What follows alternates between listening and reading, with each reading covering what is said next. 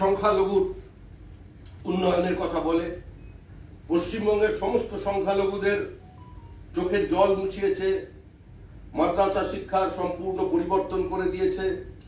এই দল ইমাম মুয়াজ্জিমের ভাতার ব্যবস্থা করেছে।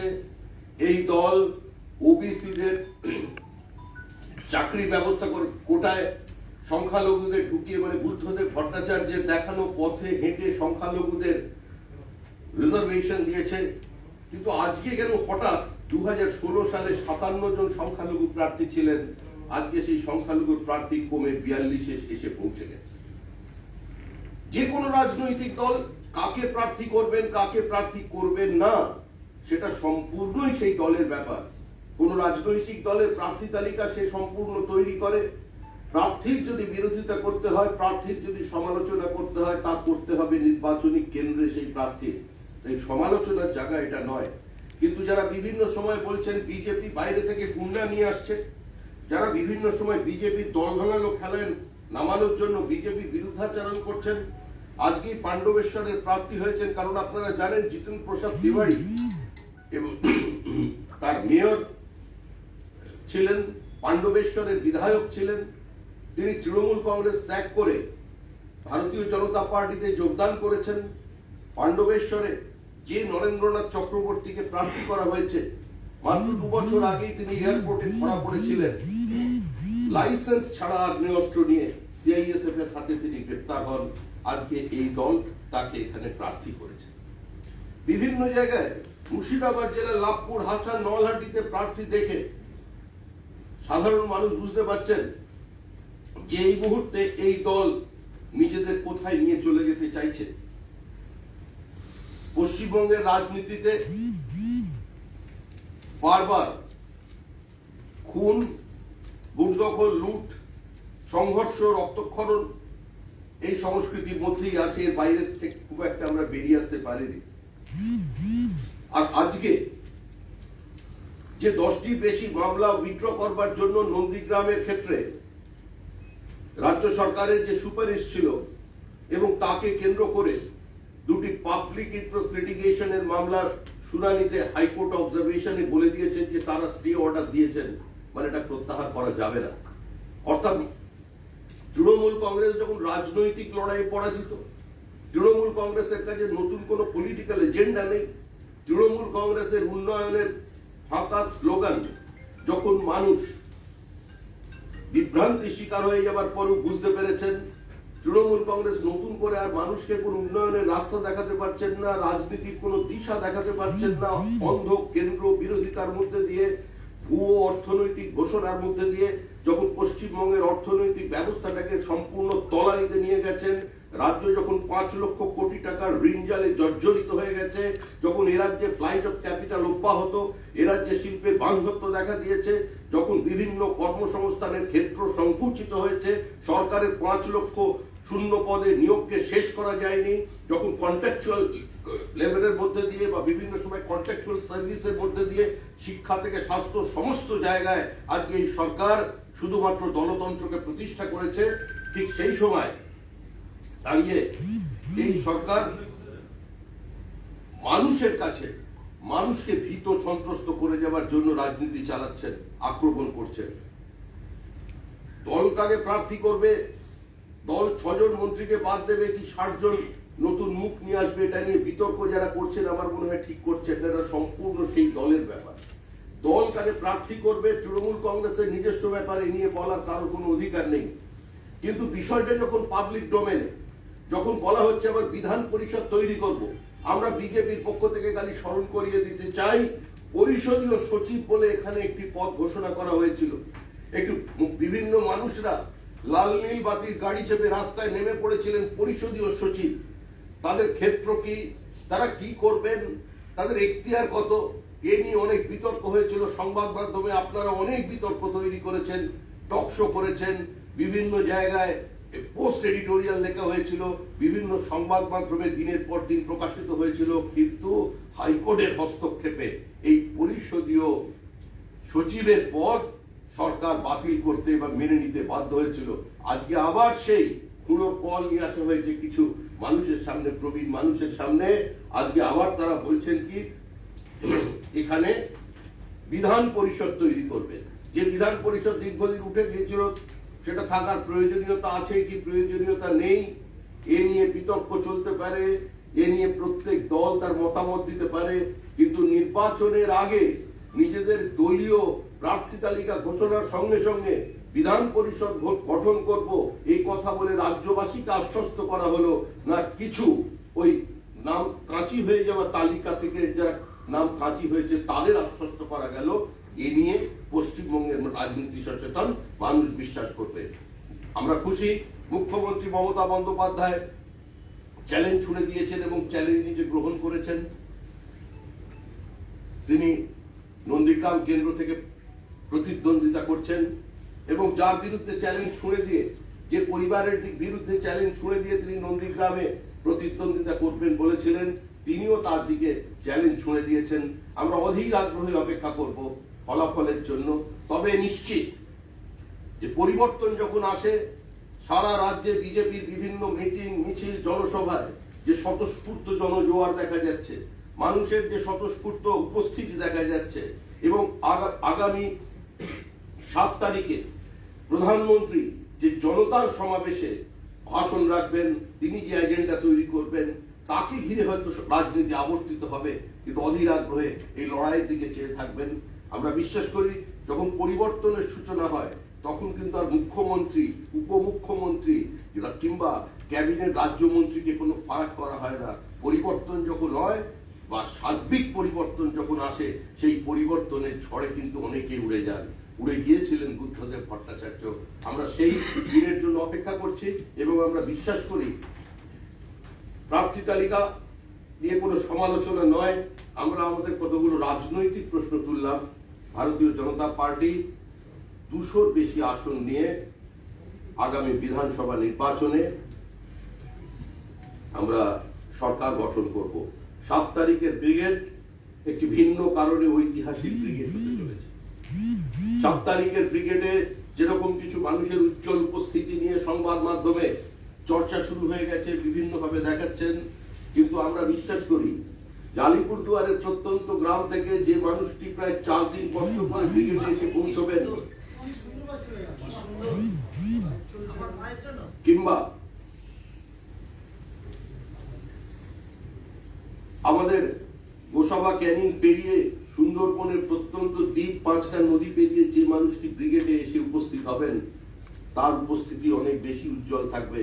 তাই সকলকে পাথেয় করে নিয়ে বিজেপি যে আসল পরিবর্তনের যাত্রা শুরু করেছে তার প্রকৃত রূপ, এর সূচনা আগামী 7ই মার্চ ব্রিগেডে থাকবে। আবার আমি দলের পক্ষ থেকে সমস্ত সংবাদ মাধ্যমকে এবং আপনাদের মাধ্যমে সমস্ত মানুষকে আমাদের এই সমাবেশে অংশগ্রহণ করবার জন্য আহ্বান জানাচ্ছি। শ্রমিকদা, আজকে তৃণমূলের প্রার্থী তালিকা প্রকাশ হয়েছে এবং তারপরে আরাবুল ইসলাম তিনি নিজের পার্টি অফিস নিজে ভেঙে আগুন লাগিয়ে দিয়েছেন, কি বলবেন? না, আপনাদের বিজেপিতে আসছে কিনা এটাও জিজ্ঞেস। আমি সখাত সলিলে ডুবে মরি মাগো দোষ কারণ নয় আমার, তৃণমূলই পারে। আসলে যে যে সংস্কৃতি থেকে যার জন্ম হয়েছে, রাজনৈতিক জন্ম, এটা তো একটা বৃত্ত সম্পূর্ণ হচ্ছে, সে সেখানেই ফিরে যায়। তৃণমূল কোনো রাজনৈতিক দল ছিল না, তৃণমূল ছিল সিপিআইএম বিরোধী প্ল্যাটফর্ম। তাই 2011 সালে যেদিন সিপিএম হেরে যায়, সেদিন কার্যত তৃণমূল কংগ্রেসের রাজনৈতিক প্রাসঙ্গিকতা শেষ হয়ে যায়, ডাইলিউটেড হয়ে যায় তাদের স্ট্যান্ড।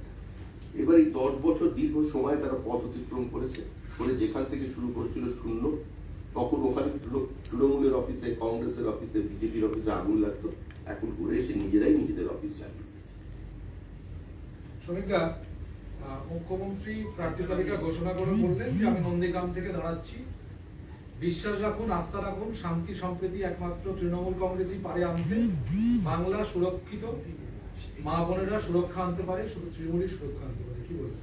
এটা তো স্বাভাবিকই তিনি বলবেন, কিন্তু তিনি সুরক্ষা দেওয়ার জন্য, বাংলার সুরক্ষা দেওয়ার জন্য, তিনি তার দলের সুরক্ষা দেওয়ার জন্য নির্বাচন ঘোষণার 7 দিন আগেই তিনি অপোনেন্টের পেনাল্টি বক্স ছেড়ে, তাদের হাফ লাইন ছেড়ে নিজের হাফ লাইন থেকে পিছিয়ে পেনাল্টি বক্সে চলে এসেছে।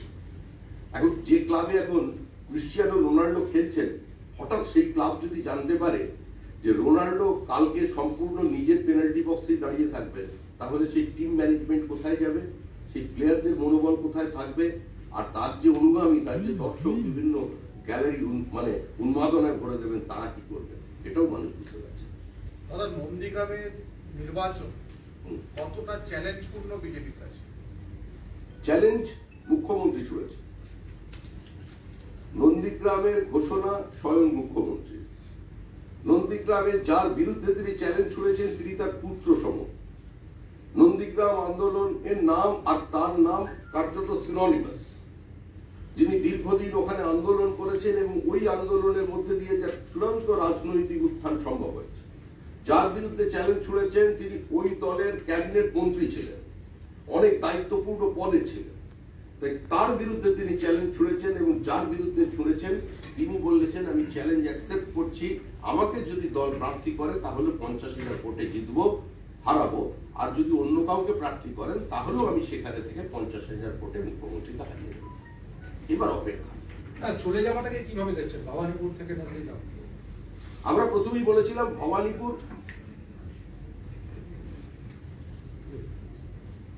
বলুন। তৃণমূলের কাছে, ভবানীপুর থেকে মুখ্যমন্ত্রী, ভবানীপুরের মানুষ দীর্ঘদিন মুখ্যমন্ত্রীকে সমর্থন দিয়েছে, তাকে সহযোগিতা করেছে। মুখ্যমন্ত্রী বেলা শেষে ভবানীপুর ছেড়ে চলে গেলেন, তাহলে দুটো কারণ হতে পারে।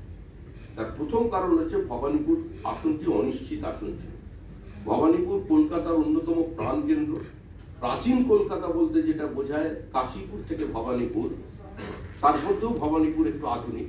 সেই ভবানীপুরের মধ্যে একটি গুরুত্বপূর্ণ রাজনৈতিক কেন্দ্রের সচেতন মানুষের সামনে তৃণমূল কংগ্রেস কার্যত প্রতিদ্বন্দ্বিতা করতে পারছে না বা করতে চাইছে না, সেজন্যই মুখ্যমন্ত্রী চলে যাওয়া। এটা আমাদের অবজারভেশন, আমার অবজারভেশন বা আমাদের সেটাই। সমিতা, ব্রিগেডে কোন কোন উজ্জ্বল মুখ উপস্থিত থাকবে? ব্রিগেডে বললেন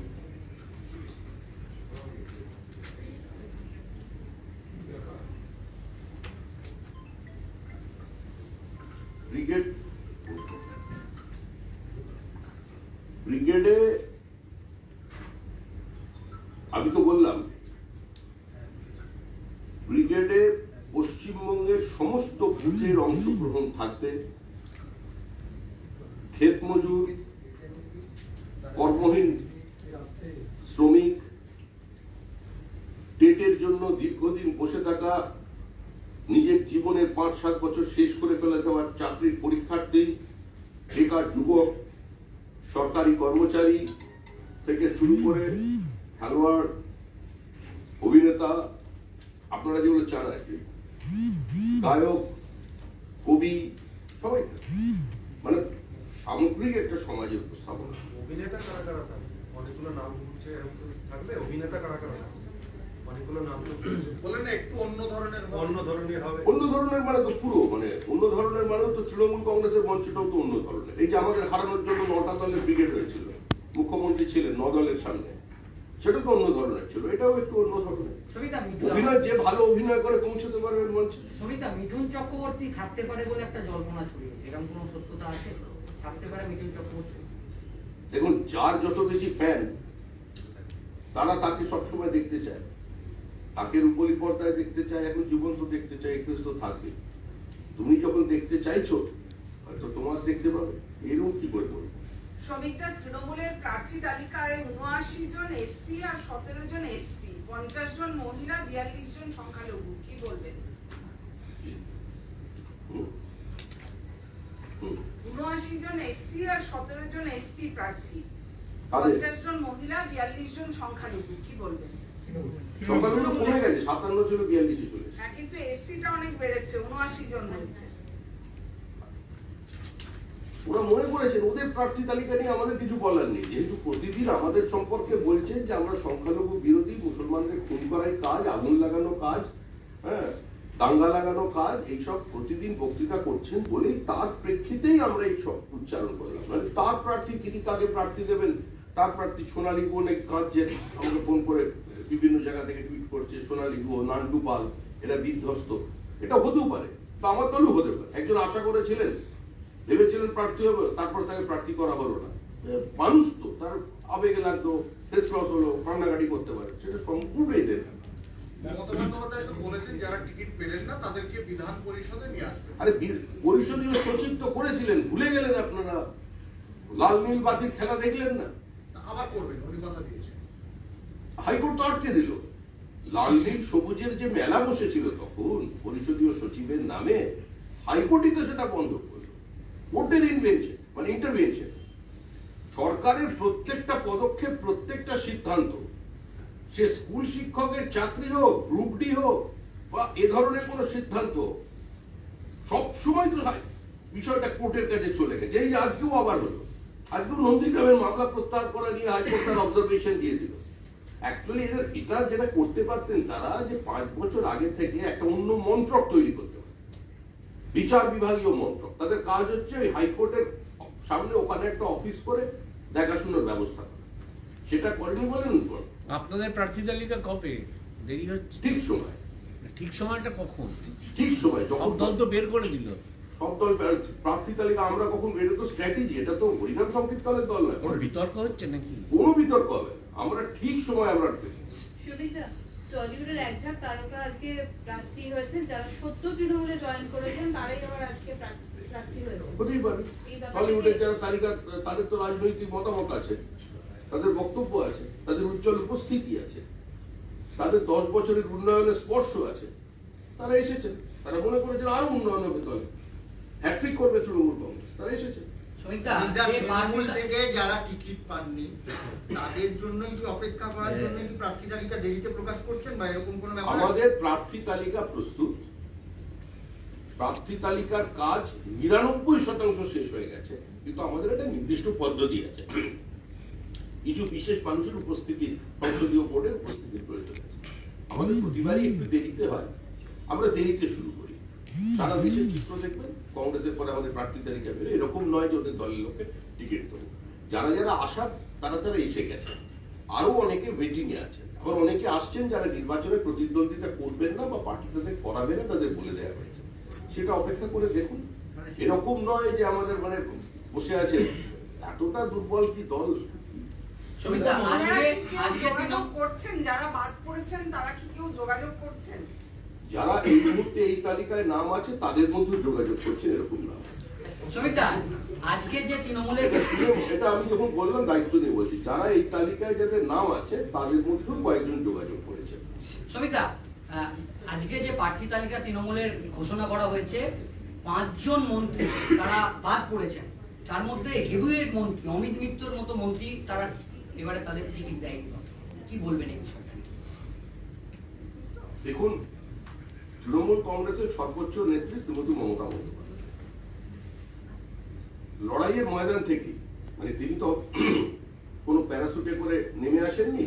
তিনি আমাদের সমাজের মধ্যেখান থেকে সংঘর্ষ করে সিপিআইএম এর মধ্যে একটা দুর্দণ্ড প্রতাপ সংগঠনের বিরুদ্ধে লড়াই করে এবং কংগ্রেসের আভ্যন্তরীণ ছুরিকাঘাত খেয়ে তিনি আজকে ওই জায়গায় পৌঁছেছিলেন এবং বহু মানুষ তার তৈরি করা মঞ্চে উঠে পড়েছিলেন।